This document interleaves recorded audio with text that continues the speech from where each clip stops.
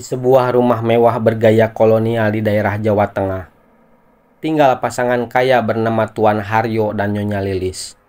Rumah itu besar dan penuh lukisan tua, halaman luas namun sunyi, seperti menyimpan rahasia yang tak ingin diungkapkan. Mereka memiliki seorang pembantu wanita bernama Mbok Sari, janda miskin dari kampung, yang tinggal di pavilion belakang bersama anak semata wayangnya, Dika, anak lelaki berusia 8 tahun yang pendiam dan selalu memandangi langit malam, seolah berbicara dengan bintang. Tuan Haryo dikenal kaya mendadak dalam waktu 5 tahun terakhir. Bisnisnya tiba-tiba melejit, proyek tak pernah putus, dan semua lawan bisnisnya gulung tikar satu persatu. Tak ada yang tahu bahwa semua kekayaan itu dibangun di atas darah tumbal. 20 tahun sebelum rumah megah itu berdiri, Tuan Haryo hanyalah seorang pegawai rendahan di kantor kecamatan. Gajinya pas-pasan, istrinya mandul, dan ia sering dihina keluarga besarnya karena dianggap tak berguna. Ambisi dan rasa malu membuat hati Haryo mengeras. Sampai suatu malam, saat ia sedang minum di warung tua dekat pemakaman desa, ia mendengar percakapan dua orang yang membicarakan tentang Mbah Wiryo, seorang dukun tua yang katanya bisa melipat gandakan kekayaan lewat jalan cepat. Didorong putus asa dan rasa iri pada rekan-rekannya yang sukses, Haryo menemui Mbah Wiryo di gubuknya yang dikelilingi pohon bambu kering. "Saya siap melakukan apapun, Mbah. Asal kaya, asal saya dihormati," ujar Haryo kepada Mbah Wiryo. Mbah Wiryo tersenyum, menampakkan gigi kuningnya. Ia menyodorkan sebongkah batu hitam yang berdenyut seperti jantung. Lalu ia berkata, "Ini batu pemanggil khodam pesugihan. Tapi harus ada ikatan dan tumbal jiwa murni tiap 5 tahun. Haryo diam, tapi ambisinya lebih besar dari akalnya. Ia menyanggupi. Tumbal pertama adalah anak tetangga yang hilang misterius di malam gelap. Haryo menyaksikannya dikorbankan di depan sumur tua di tengah hutan. Tempat perjanjian ditandatangani darah.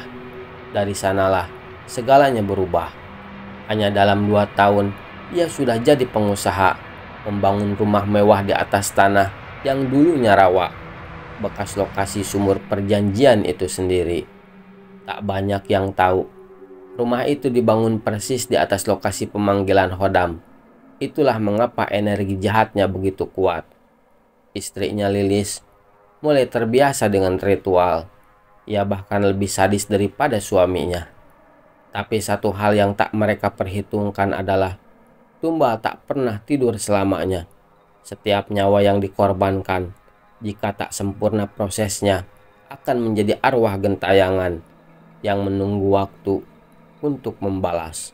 Suatu malam, Jumat Kliwon, dukun langganan Tuan Haryo, Mbah Wiryo, datang membawa kabar dan berkata, "Tumbal yang dulu sudah mulai menua energinya, Tuan. Kalau tak segera diganti, hartamu akan direbut kembali. Yang dicari roh itu adalah jiwa muda, suci, tidak berharga di mata dunia." Nyonya Lilis yang mendengar itu langsung teringat pada Dika, anak kecil tanpa keluarga selain ibunya yang cuma pembantu. Tak akan ada yang mencarinya kalau hilang. Malam itu juga mereka menyusun rencana keji. Dika diculik saat tertidur. Mbok Sari yang menyadari anaknya tak ada, panik dan berlari ke arah rumah utama. Tapi ia disambut dengan tamparan dan tuduhan bahwa dia ceroboh. "Anakmu kabur, itu bukan tanggung jawab kami," ujar Nyonya Lilis. Tak ada yang menolong. Mbok Sari hanya menangis di depan kamar pembantu sambil memanggil nama anaknya. Tak tahu bahwa di ruang bawah tanah rumah itu Dika telah dijadikan persembahan. Darahnya diteteskan di atas kendi dan tubuhnya dikubur dengan lilitan kain kapan di balik tembok kamar lama yang dikunci rapat. Setahun kemudian, bisnis Tuan Haryo makin berjaya, tapi rumah itu mulai menunjukkan tanda-tanda ganjil. Jam 2 malam, terdengar langkah kecil di koridor. Mainan lama Dika yang sudah dibuang tiba-tiba muncul lagi di bawah ranjang. Cermin memantulkan bayangan anak kecil berdiri diam dengan mata hitam dan tubuh terbalut kain putih kotor seperti pocong, sambil berkata lirih, "Ibu, aku di sini." Mbok Sari sendiri mulai kerasukan. Setiap malam Jumat, tubuhnya gemetar, matanya mendelik, dan ia menangis seperti anak kecil. Kadang, ia tertawa seperti Dika. Ia tak sadar diri, hanya bisa menggumam, "Mereka bunuh aku, ayah dan ibu palsu itu." Puncaknya, terjadi malam Jumat Legi. Tuan Haryo terbangun karena suara pintu kamar berderit. Ia melihat sosok pocong kecil berdiri di dekat tempat tidur. Tubuhnya terbungkus kain yang koyak, kepalanya miring, dan matanya kosong. Tapi dari mulutnya keluar suara lirih, "Bapak, kenapa bunuh aku?" Tuan Haryo menjerit. Pocong itu meloncat ke atas dadanya, dan wajahnya berubah menjadi hitam hangus, dengan darah menetes. Nyonya Lilis pun dihampiri bayangan anak kecil yang menangis, lalu berubah menjadi arwah yang menggerogoti wajahnya. Malam itu, pasangan itu ditemukan mati dengan mata membelalak, dan darah keluar dari telinga. Setelah kematian tragis Tuan Haryo dan Nyonya Lilis, rumah itu kini kosong. Hanya Mbok Sari yang masih tinggal di pavilion belakang. Orang kampung bilang ia sudah tak waras, sering bicara sendiri, tertawa, atau menangis tiba-tiba. Tapi Mbok Sari, ia masih merasa Dika ada di sekitarnya. Setiap malam Jumat, ia menyiapkan semangkuk bubur merah di depan pintu kamar anaknya yang sudah kosong. Lalu berkata, "Nah, pulanglah. Ibu tak akan biarkan kau jadi setan gentayangan." Sampai suatu malam, Mbok Sari bermimpi. Dalam mimpinya, Dika duduk sendirian di bawah pohon beringin. Tubuhnya masih terbungkus kain kapan kotor, matanya sembab, dan suaranya lirih, "Bu, aku pengen pulang, tapi aku masih terikat. Aku takut gelap." Ketika terbangun, Mbok Sari menangis terseduh. Ia sadar arwah anaknya tak akan pernah tenang jika tak dibebaskan dari dendam dan keterikatan pesugihan. Maka ia memutuskan untuk melakukan sesuatu yang tak pernah ia lakukan seumur hidup, yaitu mendatangi kiai. Di ujung desa tinggal seorang ulama tua, Kiai Anwar, yang dikenal bisa mensucikan arwah dan memutus kutukan gaib. Tapi beliau memperingatkan, "Arwah anakmu telah dicemari ritual hitam.